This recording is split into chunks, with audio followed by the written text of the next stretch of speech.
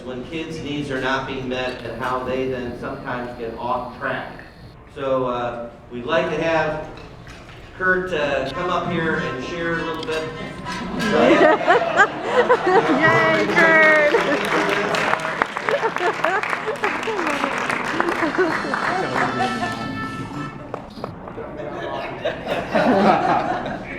Big heights for Kert. Yes. Very good. Anybody hear me? You may need to move it just a little bit closer, or you can use the handheld too.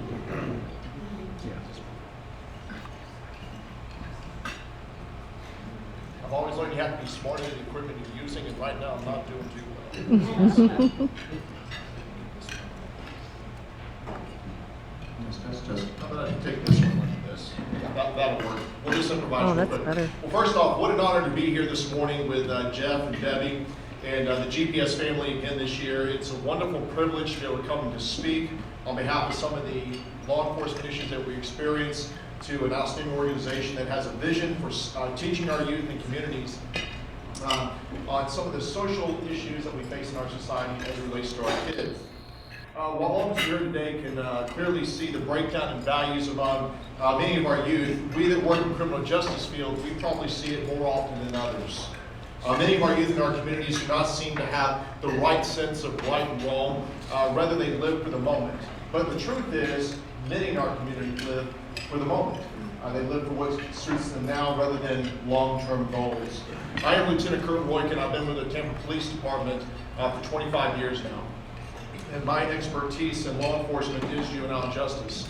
I've been involved with either school resource or juvenile justice since 2001. I'm currently a member of our Juvenile Justice Board in the 13th Circuit. And over my years in my tenure at Tampa Police Department, I've seen many trends involving our youth as it relates to crime and different vices that sometimes plague our society. Back when I first started, the big issue that we faced was auto theft, and I'm sure that the chief here can attest to that grand theft auto was one of the things that we faced 25 years ago with our kids. Pursuit policies and all these different things played into it, and our kids were stealing cars left and right. Well, as with most trends, they ebb and flow, and that was curtailed. We've seen some other ones over the years, such as selling marijuana and cocaine and different things, auto burglary. But some of the current ones that we're facing today is the use of, in our schools anyway, is vaping. Vaping is something that's really become an issue in a lot of our public schools. Teens are using e-cigarettes now in record numbers. And listen to these statistics. In 2011 and 2015, there was a 900% increase in e-cigarette use among high school students. The latest Youth Risk Behavior Survey by the Centers of Disease Control and Prevention shows that more than 60% of students will try vaping by the 12th grade. Wow, astounding figure there. In fact, you would have to say that somebody in this room their kids are going to try vaping based on the statistic. And 35% of 12th graders have vaped in the past month. That means you go to any local high school, at least 1 out of 3 has tried vaping in the past month. In the United States, youth are more likely than adults to use e-cigarettes. In 2019, over 5 million middle school and high school students used e-cigarettes in the past 30 days, including 10.5% of middle school students and 27.5% of high school students. Many teens mistakenly believe that vaping is harmless, and we all know that those facts just are not true. They are very harmful. They contain nicotine as well as other things that are very harmful to our children. Research has shown that using nicotine in adolescence can harm parts of the brain that control attention, learning, mood, and impulse control. But let's just ask yourself a question real quick. How many have kids? How many have problems with your kids already with control of attention, learning, mood, and impulse control? Anybody? All right, so let's add vaping to that and see where it gets us. No wonder we're having problems in our schools today because of the things that our kids are taking and doing to themselves. Each time a new memory is created or a new skill is learned, stronger connections or synapses in the brain are made. And this occurs between different brain cells. And young people's brains are form more synapses than adult brains because their brains are growing and developing. However, nicotine changes the way these synapses are formed, therefore their brains do not develop the way they properly should. Using nicotine in adolescence may also increase the risk of future addiction to other drugs. We had a case in Tampa where a parent came to us, and I believe, if I remember correctly, the child was about 13 years old. And they said, we need some assistance with our child because she's vaping. She was vaping the equivalent of 2 packs of cigarettes per day. 2 packs of cigarettes per day. It's really devastating the impact that vaping has had on our community. The good news is we do have partners such as the Hillsborough County Anti-Drug Alliance, who comes alongside of us. They'll train our officers, they'll give us resources to go out and educate students in the dangers of vaping. The other trend that does not seem to be curtailing, though, are the school shootings that are occurring around our country and even here in our own state.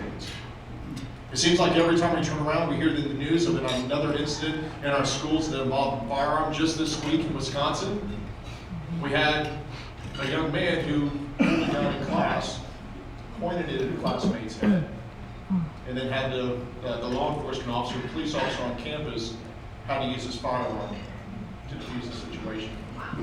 The very following day, you had another student go into the SRO's office and stab the officer with a knife. Once again, the officer had to defend himself with his firearm. Fortunately, in both those cases, the youth survived. You don't have to go too far back to November 14th, and we all know about the incident in Santa Clara, California, where 2 students were killed and 3 injured in a shooting at Saugus High School. But nothing can underscore the trend that we're facing with some of our school violence than the events that took place in Parkland a couple of years ago. 17 of our students were killed as a result of school violence. In Hillsborough County, we've done everything we can to make our community safe. I know that in Dallas County, they've done the same thing. And across the state, we have put an officer in every single school in our community.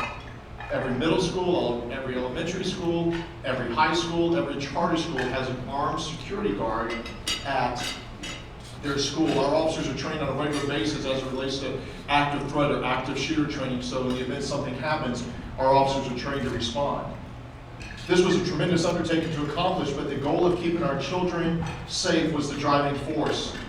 In addition, we have a 45 Florida tip line that is there to help students report tips of threats of violence towards school, and every one of those threats is investigated by a detective or by school security, and a lot of times we do it jointly to make sure that it's fully investigated.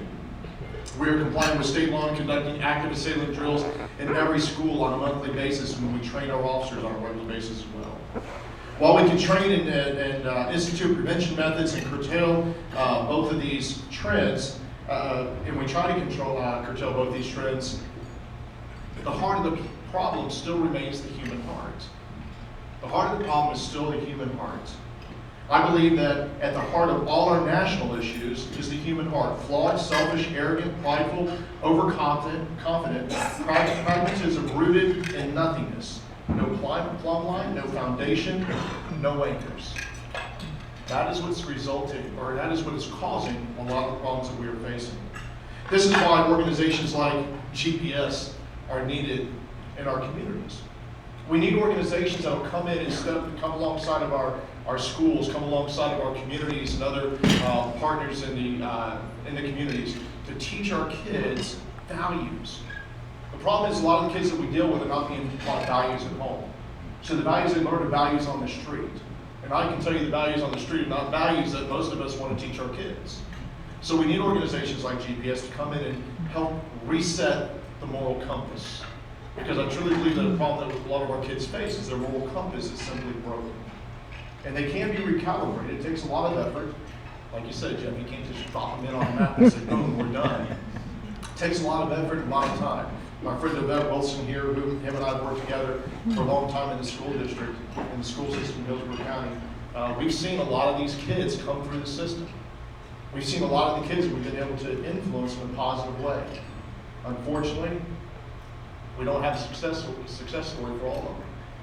but we need partners to come alongside us. And so I'm so thankful for organizations like GPS and others in our community that will stand beside law enforcement, stand beside our community, stand beside our schools to make a difference in the lives of our children. Thank you.